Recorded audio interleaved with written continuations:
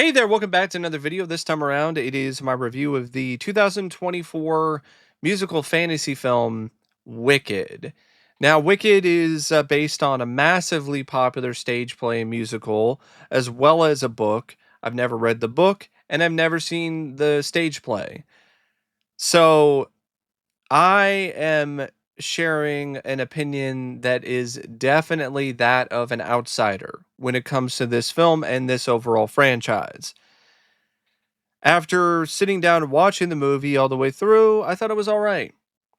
It's not something that I would probably watch again anytime soon, but I definitely did not hate this movie, but I also did not love it either.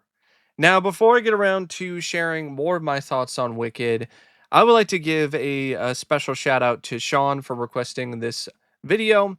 And if there is another film, TV show, or topic that you would like to see me discuss in the future, feel free to donate to either my PayPal, my Patreon, or my Cash App. The link to all three is in the video description down below, and I'll try to get to your request as soon as I possibly can. Now, Wicked is directed by Jon M. And prior to Wicked, he did another musical in the Heights that I've never seen, and films like G.I. Joe Retaliation.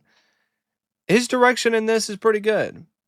I think he has some relatively solid framing for most of his shots. I definitely do feel that there's an adequate amount of variety when it comes to camera angles or zooms or pans or other types of camera techniques that he utilizes with the production and for the film overall. And I do feel that the moments of sizable spectacle definitely do have that wow factor. And I think there are a handful of scenes in this that are genuinely dazzling and eye popping.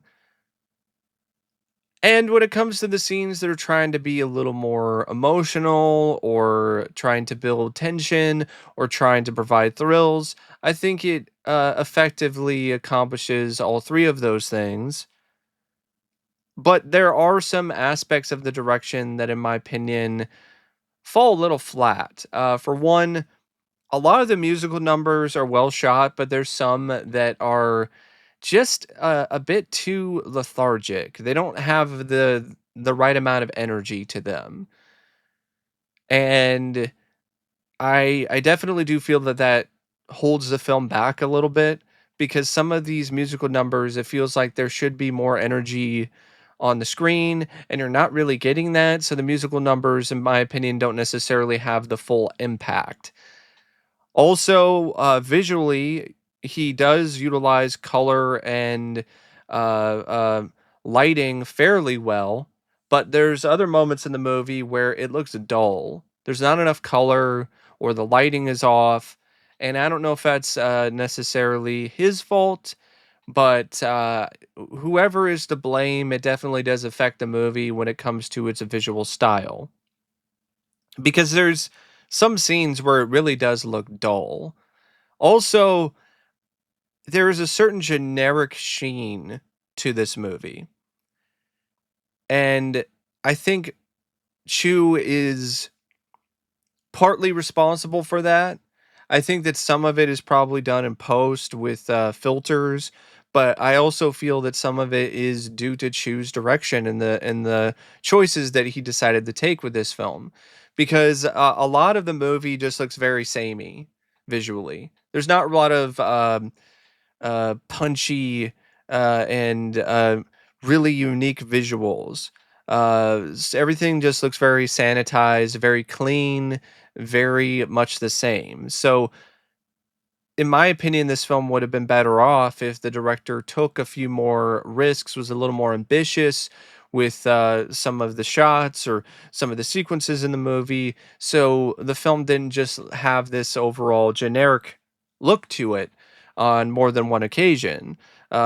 Something that I think might be out of place in another kind of movie, I think would be very much in line with what a musical or a fantasy film is usually all about, and what it represents visually. So I definitely do feel that direction wise, Chu did a pretty good job, but he also could have done a better job overall, and really could have elevated the film more than he ultimately did. But it's not a bad job by him, and it's not a particularly poor film directing wise. Now, Wicked is written by Winnie Holzman and Dana Fox. Now, Winnie Holzman was actually one of the co-writers of the stage play. So her familiarity with the source material definitely does help, but it doesn't necessarily fix all of this script's warts.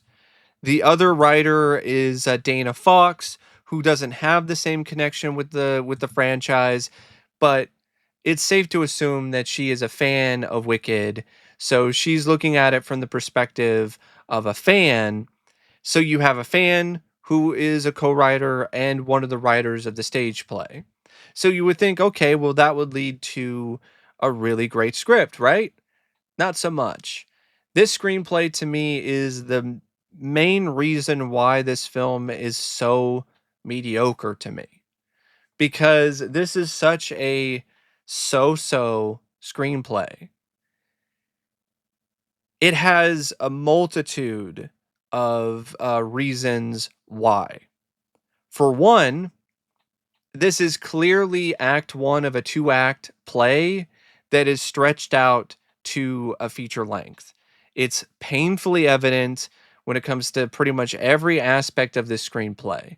There wasn't enough of a plot here and enough of a characterization or enough elements to carry this story in particular, this first act, for 2.5 hours. It's just not existent. There's not enough there. That's the reason why so many of the musical numbers are drawn out, because of the fact that they even realize the fact that there isn't enough there plot wise and character wise for 2.5 hours of runtime. A second reason why it's such a mediocre screenplay is that the plot itself is mostly dull and generic. The whole stuff with Elphaba being born different and having these powers and being picked on. That sounds familiar, doesn't it? Yeah, because you already saw that in stories like Carrie.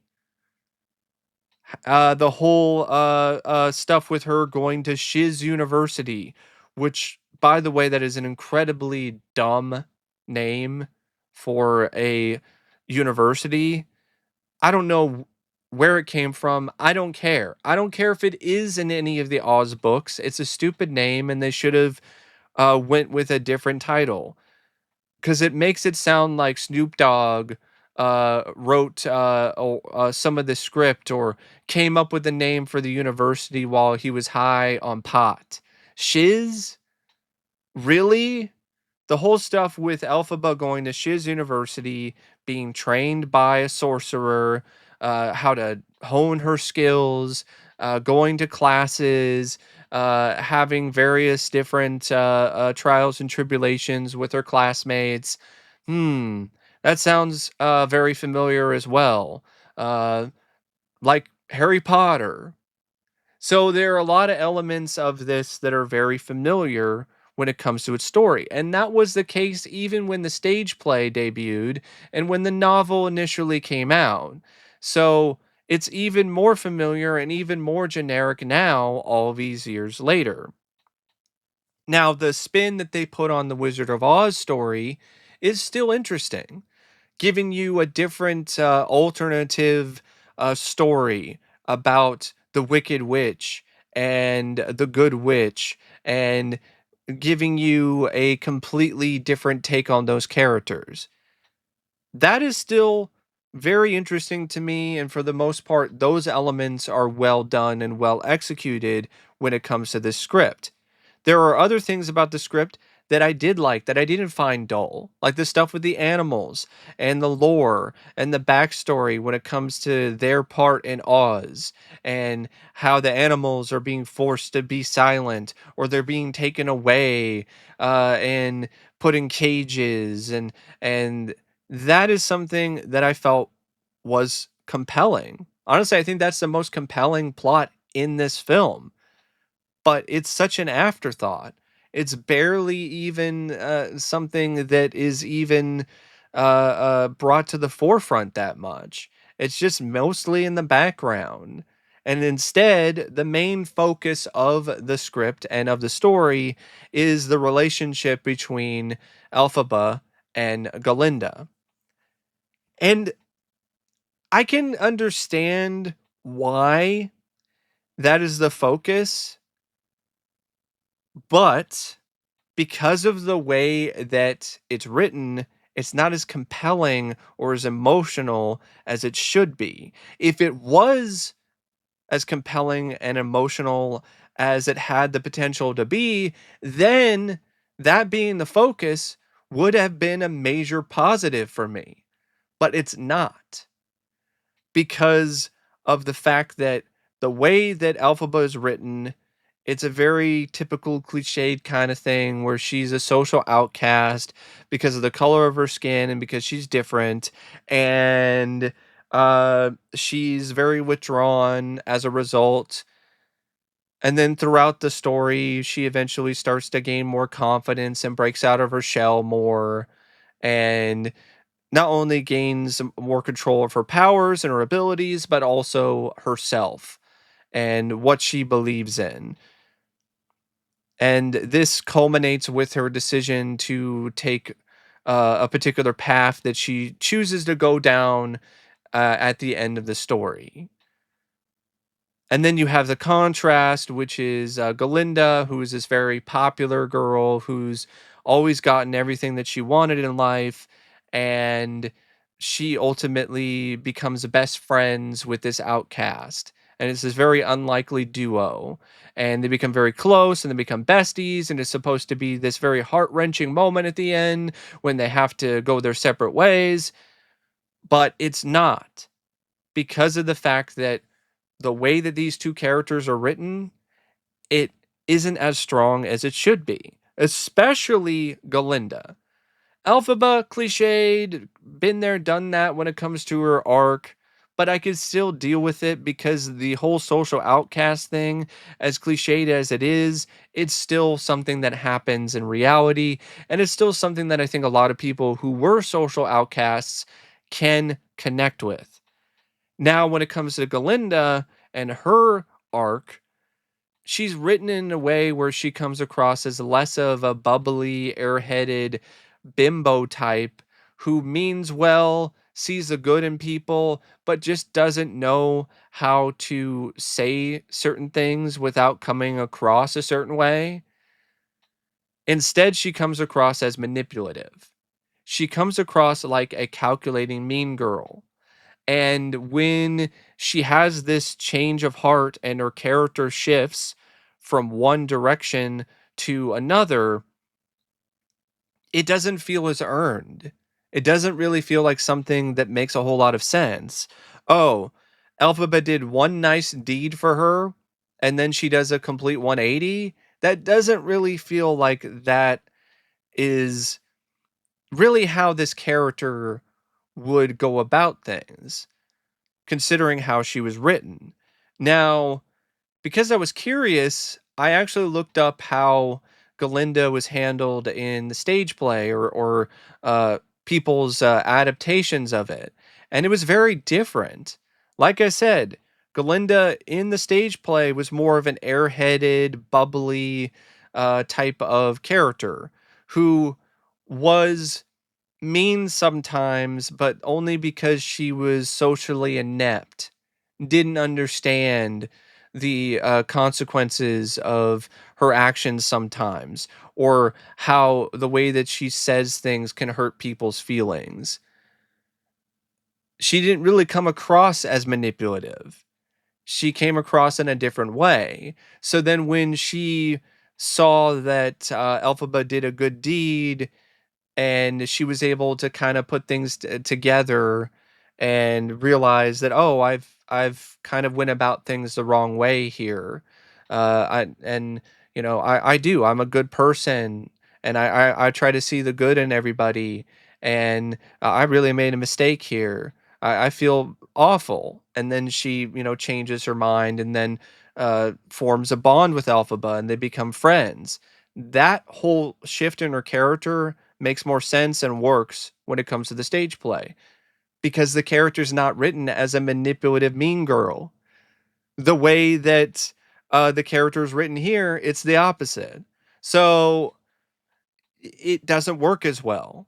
So I feel if you were going to take such a different approach and have this character be more calculating and when it comes to her actions, then have her see Elphaba do all these different good deeds for her throughout the story, and then have her have this final realization at the dance where it all adds up, where, oh, she realizes that Alphaba actually was nice to her when she first came to Shiz, and she didn't have to be. Show that Alphaba uh, stood up for her when she was being picked on, when she said the wrong answer in class. Show that Elphaba was actually accommodating and was helpful when it comes to them moving in together, and Elphaba was helping her with their things, and all of these other little small good deeds that she didn't notice at the time because she was so busy trying to be popular and focusing on all of these other things and succumbing to peer pressure, which is why she gave Elphaba the hat to begin with.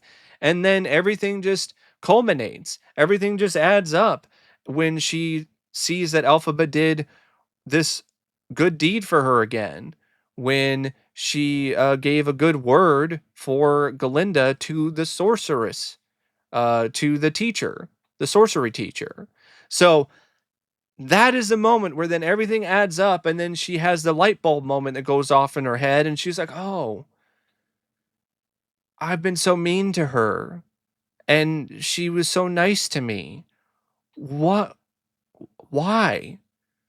Why am I doing that? Like, why did I do that? Man, I'm such a bitch." Stuff like that. And I think that would have been so much better. And then when they have that dance, it would have even more emotion and weight behind it. And then when they become closer and they become besties, and then they go on this adventure together in Emerald City, and then they eventually have to go their separate ways, then it actually resonates. But that's not what happened. So I was very indifferent on the relationship between the two, which is a problem because that is the crux of this story and this script. It's not the other side plots that are just an afterthought or barely even a plot to begin with, like the stuff with Bach and Elphaba's sister, Nessa Rose, and their romance. It comes across as forced and honestly kind of weird. Oh, Bach had the hots for Galinda, and then Galinda told him to ask Nessa Rose out because she felt bad for Nessa Rose. And then when Bach and Nessa Rose first meet at this dance, they fall madly in love with one another, with each other, and then go and even have a musical number where they sing at one another and talk about how much they love each other, and it comes across as forced, and it honestly represents a lot of lazy writing. Then you have stuff with the prince, who is this character who has this whole musical number where Fierro is the guy's name. So Prince Fierro, he goes around and he's singing about how he's dancing through life, doesn't care about his studies, doesn't care about any of this stuff. And then he goes in and is the complete opposite later on, where he is not a total a brain dead guy who wants to dance his way through life and doesn't care about anything other than having fun and isn't as vain as he was in that musical number. He's actually more of a deeper intellectual individual. He cares more about certain things and certain issues. And I'm like, okay, well then why the hell would you have him sing that musical number and be the complete opposite of who he is for the majority of the story? And then his character just seems like he's just there to do that musical number and for the two leads in Alphaba and Galinda to fawn over or fight over. And that's about it. There's nothing more to him other than that. Even the Wizard of Oz, even the stuff with him is not very expanded upon. He doesn't even show up until 2 hours into the movie. And then a lot of the stuff that goes on with this character is predictable. It's not shocking when you find out that, oh, he actually was the one that was behind trying to take the animals away. And he manipulated Elphaba to say the spell. So then he can have flying monkeys so we can have them be used as spies. That's not shocking when you know all about the Wizard of Oz prior to this, and you know that he's a fake, and you know that he's a fraud, and you know he can't be trusted. So the fact they didn't do more with him is honestly kind of surprising because the end result is just, oh, he's a manipulative liar you can't trust. Oh wow, like the Wizard of Oz has been in multiple other Oz stories. I'm so shocked.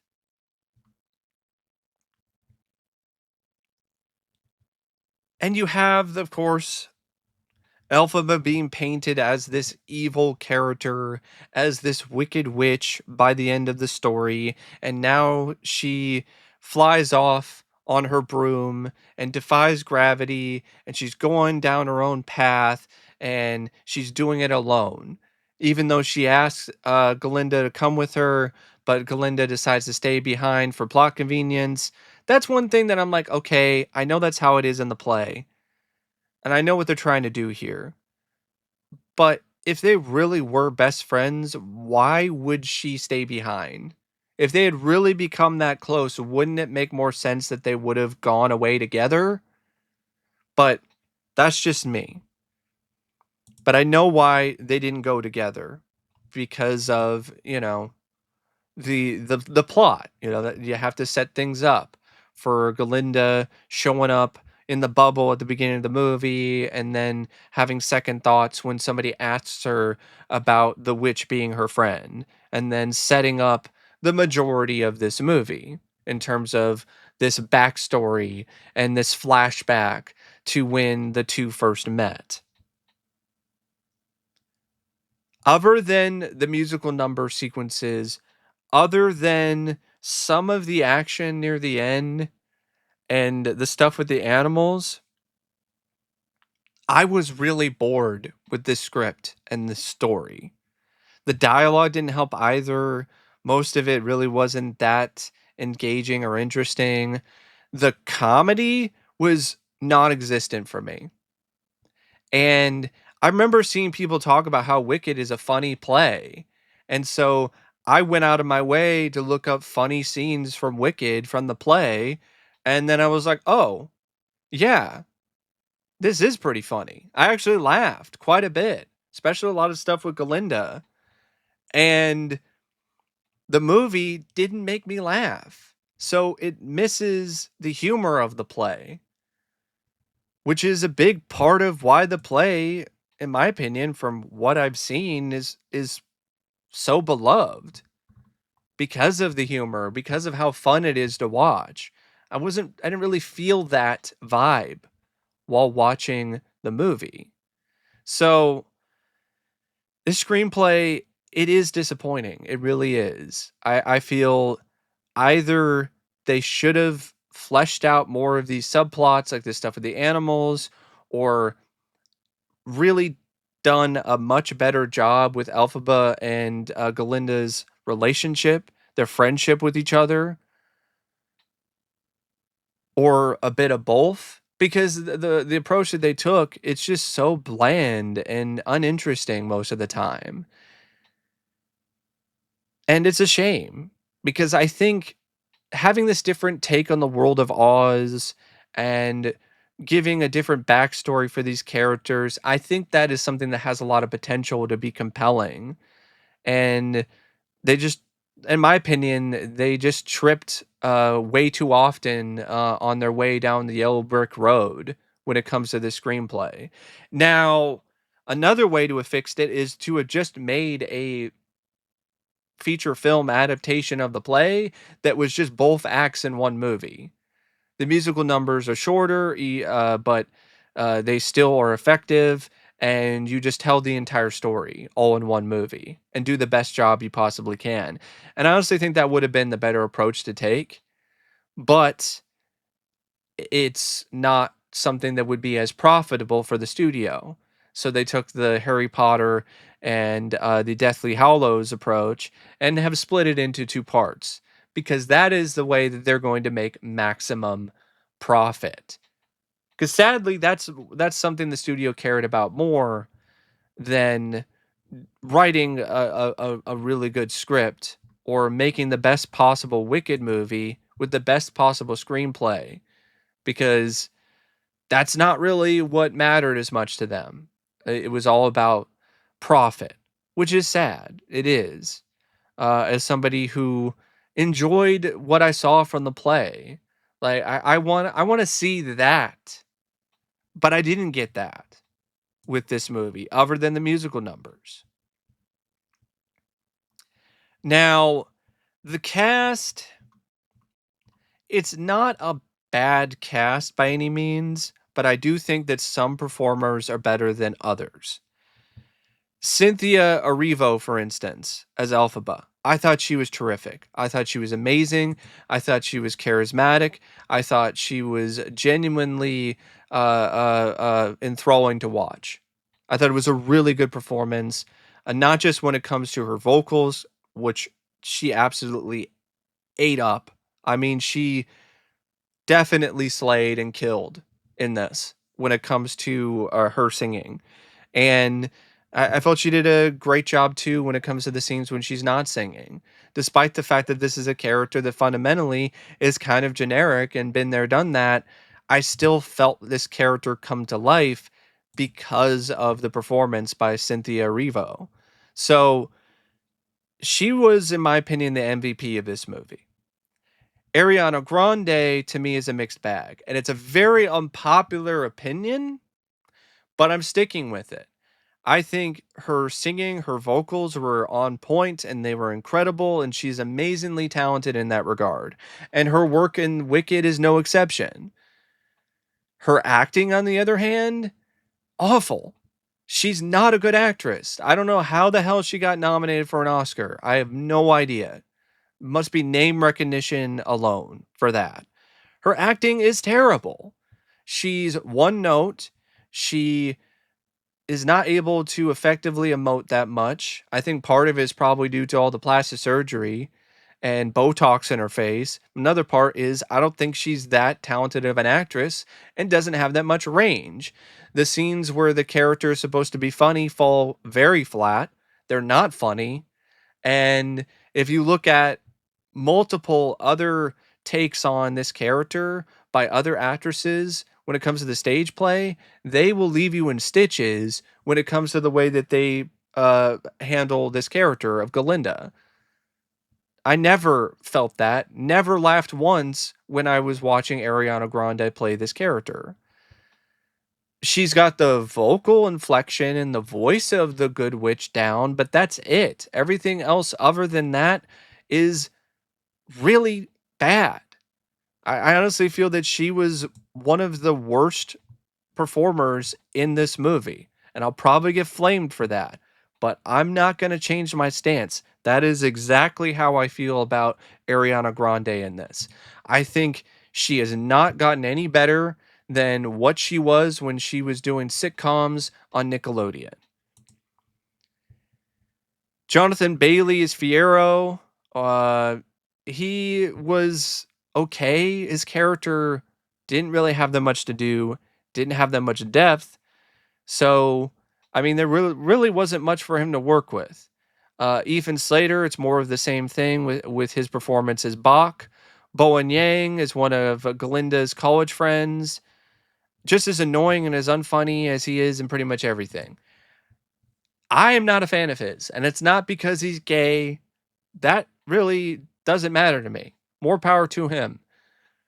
It's because I think he's a talentless hack of an actor who's not funny, who doesn't have much range as an actor, and has never made me laugh. I went out of my way and I decided to watch a compilation of his funniest sketches on SNL. Never laughed once watching the entire clip show, the entire compilation. I don't get the appeal of Bowen Yang. I don't understand why he's pushed so much. I don't get it because I don't see it. I really don't. Peter Dinklage, I really loved his voiceover as Dr. Dillamond. I actually think it's some of his best work as an actor.